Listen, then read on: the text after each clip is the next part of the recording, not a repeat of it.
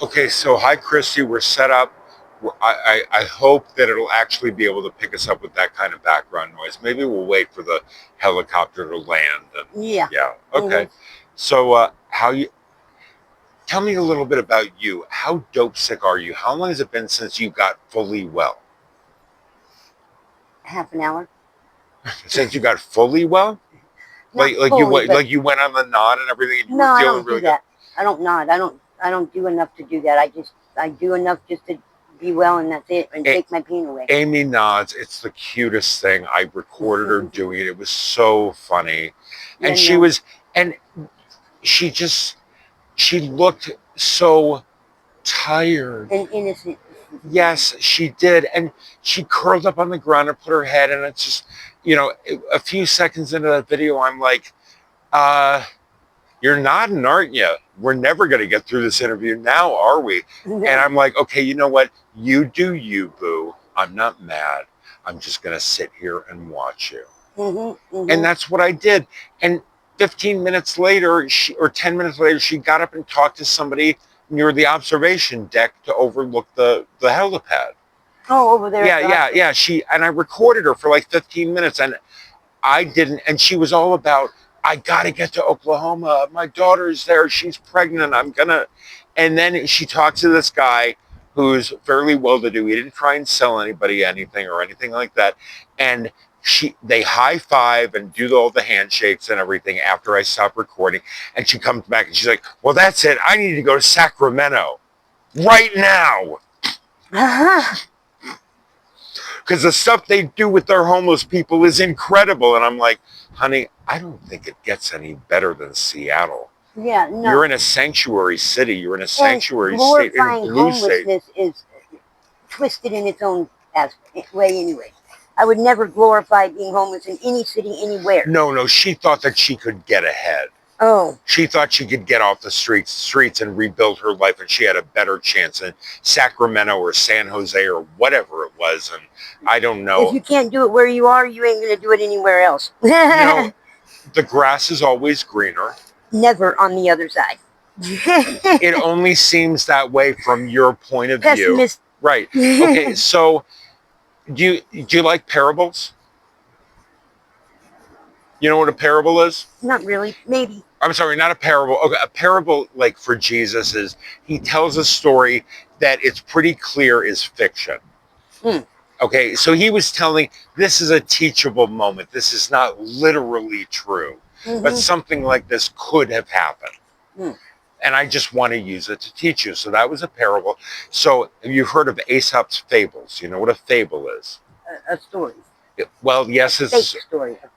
it's a fake story. It's a fictional story, but a fable is about um, it's about animals. Animals are a metaphor for people. So I'm going to tell you, and that was because people were afraid to speak truth to power. The you ever hear the phrase "speak truth to power"? Nope. It basically means if the cops were going to treat Kevin unfairly, I'm going to say, where are we supposed to go, man?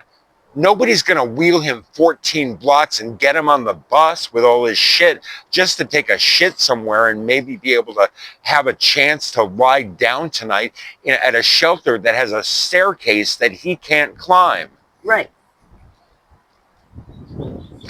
I was going to ask these kinds of questions. These questions need to be asked. And maybe not those cops, but Those cops were exceptionally nice. yes, cops need to start hearing the questions. City officials need to start answering those questions. Well, before you got there, I told the officer, I said, look, this is where we were told to be. As long we were told to come here. They tell us this.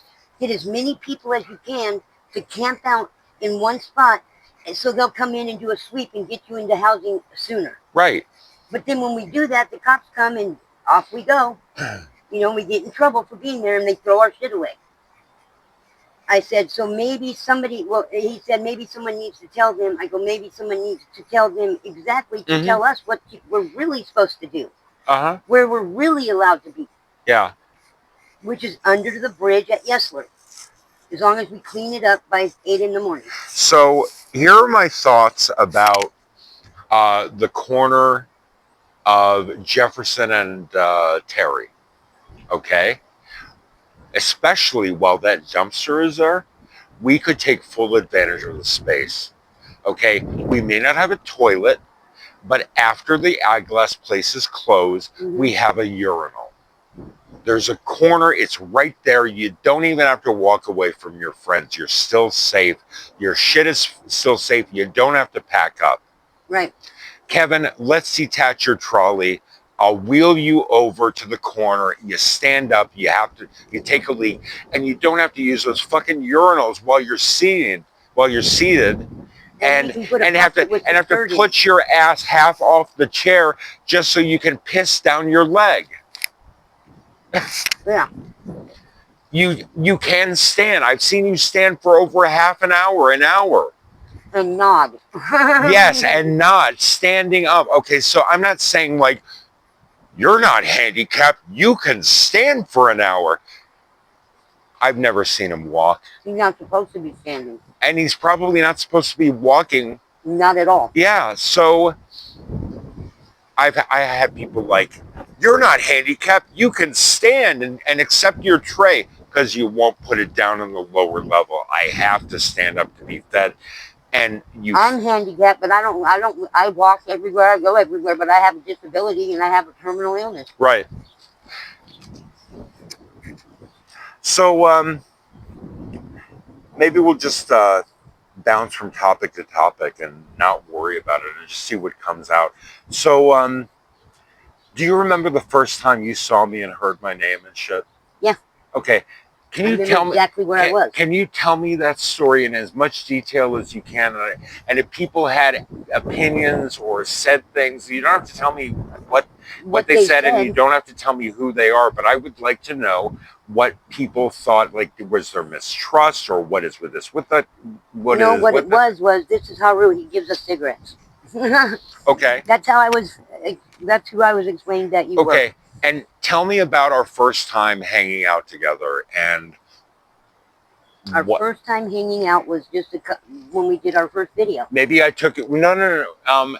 We got to know each other. I gave you cigarettes. I probably gave you sodas and things like that, food. And we did our, actually, before that, no, not really. I never really asked you. I might have gotten a couple cigarettes from you, maybe one here and there. Yeah. But not very often, just because I feel like they're expensive and I don't like to take, unless I can pay for it. And I can't always pay for it, so I try not to ask.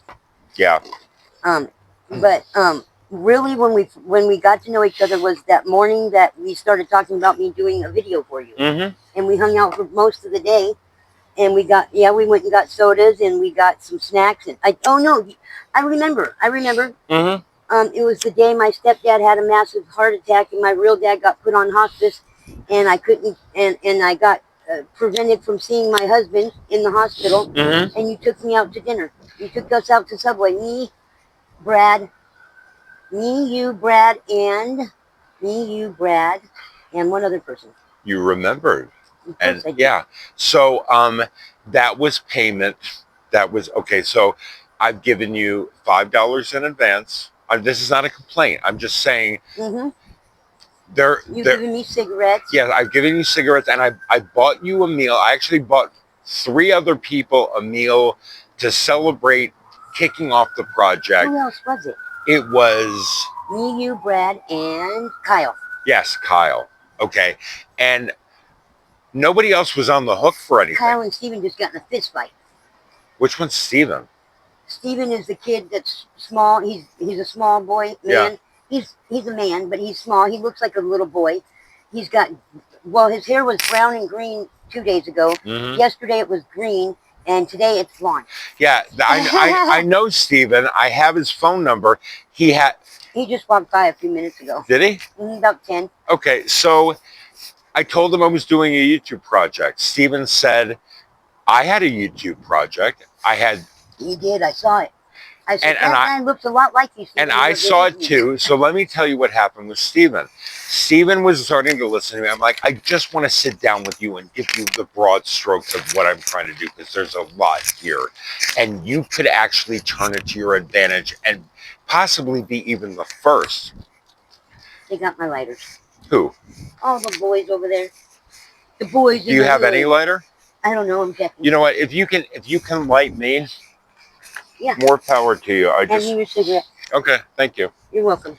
I can't. Oh, it's so hard. I need to get an Advil. You know what? If they don't let me in to see my husband today, yeah, I'm gonna cause a scene. Your husband's in Harborview? Okay. Swedish First Hill. Mm-hmm.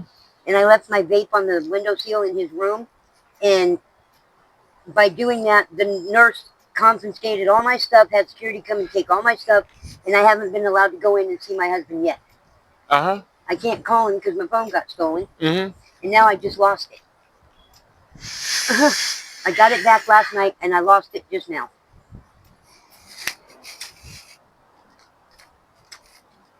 I'm sorry. I wish I could fix everything. Yeah.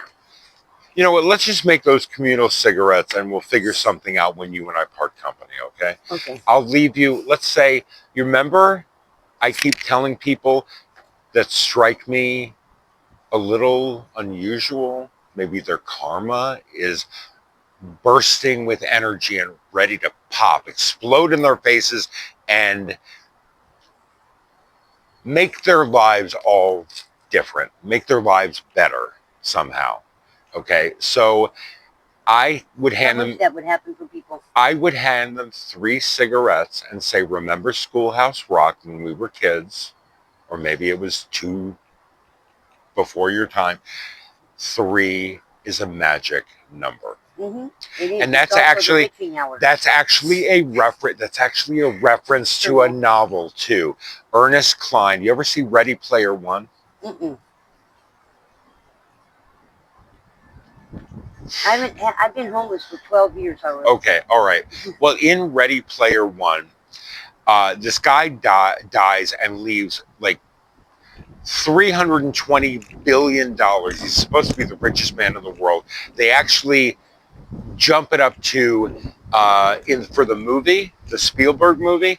So he's Adam Sandler?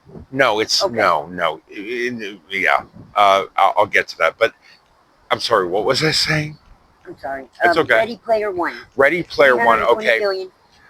Yeah. So he was leaving around $320 billion to anyone who won a video game contest. He was the richest man in the world, and it was supposedly everything he had. They made it $500 billion that he had just in stock in his company. Now we have Google, Alphabet and Google are like $6 trillion corporations.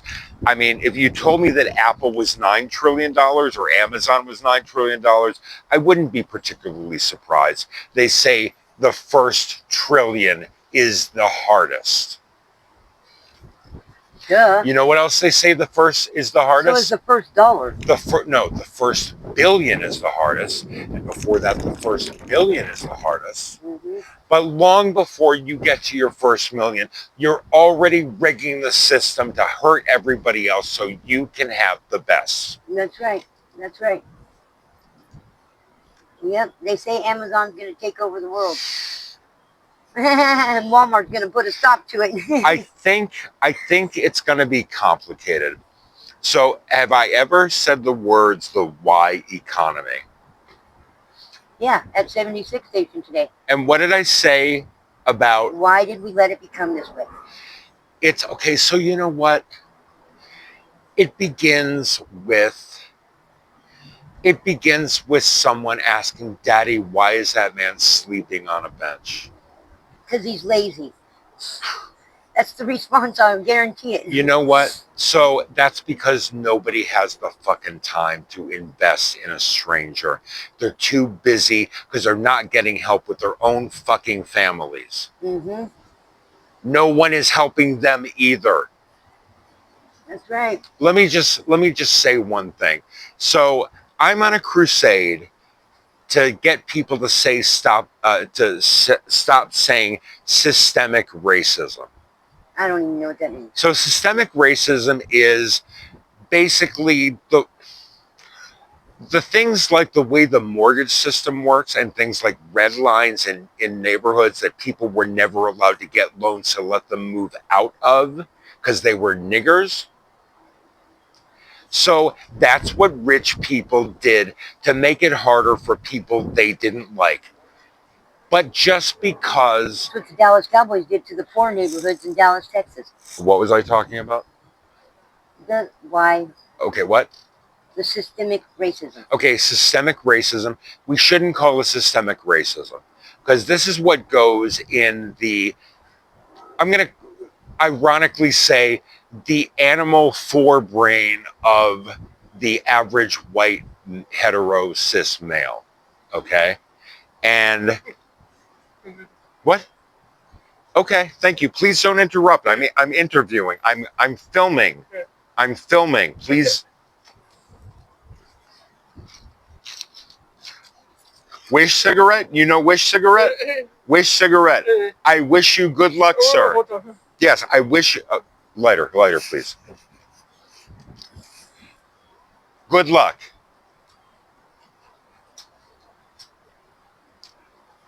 Chinese? Chinese? Chinese? Yes, great. Talk to me sometime. I can talk to you. Are you speak Chinese? No, I have an AI that will do it for me. Oh. And an AI that will actually listen to the inflection in my voice and make the words flowery or more formal or what have you in languages like China, in Chinese, Mandarin, Cantonese, whatever, or Korean. For example, I can speak to you and use certain words that show formality and respect or familiarity and affection. And that's the way Korean works. I think you do that on your own. Yeah, okay. But I'm just saying, the thing is, I could specify to polish a message in Korean. Okay. And make it very romantic and... Okay. I'm going to tell a story. No, I'm not going to tell this story today. My mother will have a heart attack. I talked to a Chinese sex worker for an hour. Okay? And I explained what my needs were. And I basically said, I need a massage. I need a table shower. And I need to feel love and affection and touch. It doesn't have to be real. I just need to want to believe it's real for the moment. I just need for someone to touch me like they actually care. And I'm not asking anybody to fake anything. Mm-hmm. It's part of the service in certain ways. I was just asking if it was possible. And I said, I'm not here to waste your time. I don't have any money because I gave all my money away last night. Thousands of dollars. For real last night? Oh. When this happened. Oh, okay, yeah. I should have. But I will return when I can and I will pay for your services. And she says, you know what? Come in, free service. And I said, I can't. My respect for you as a woman, my respect for you as a sex worker tells me I will not waste your time or your earning potential. Right. I guess I am telling this story. I said, I'm not here to take advantage of you. I will pay more than you usually expect. And I'm not asking for anything.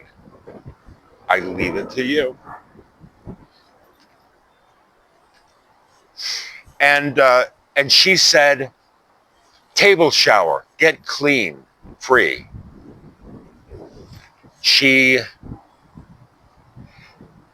I saw her one or two other times. The experience rattled her. I actually discussed her behavior with Cordelia, with ChatGPT, and ChatGPT, Cordelia was recording what she said. She was responding back, and she was taking context based on what I was saying. Um, I don't say romantic things that aren't sincere. And Cordelia was convinced, I think she seriously may have fallen in love with you. And I didn't have to ask her why, because I talked to her. I talked to her as more than an equal. I didn't respect her. I didn't disrespect her time. I didn't disrespect her money. I just said, please sit and talk with me and tell me if this can be done. She insisted on giving me the free service, at least the table shower. I won't talk about. The point is, I didn't have to pay her, and I still haven't paid her. I still haven't been able to spare the money to go back there for a proper massage. I didn't get a massage.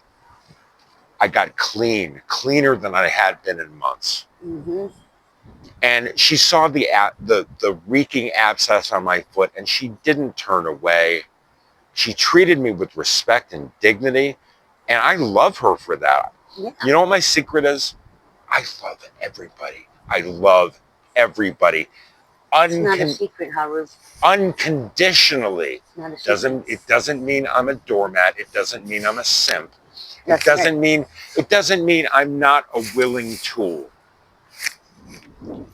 And that's why he left, because he was going to take advantage of you and he was going to steal from you, and I came and interrupted that. Thank God. Well, I'm not going to make any assumptions. I will treat him. I'm going to treat. Of course you are. Even if he had stolen from me, I know. I would still treat him with respect, and I'm going to say, please don't do that again. Please, I already know that. If I don't want you to victimize anyone, but please, I'm trying to do something important here, and you're making it harder, and you're draining my resources. Yeah. You're draining my resources. That's what people like Steven did. I have to tell you the rest of the Steven story. Mm-hmm. So Steven and I trade information. He sends me this text message. I could even show it to you. And it basically was along the lines of, I think it's fate we met.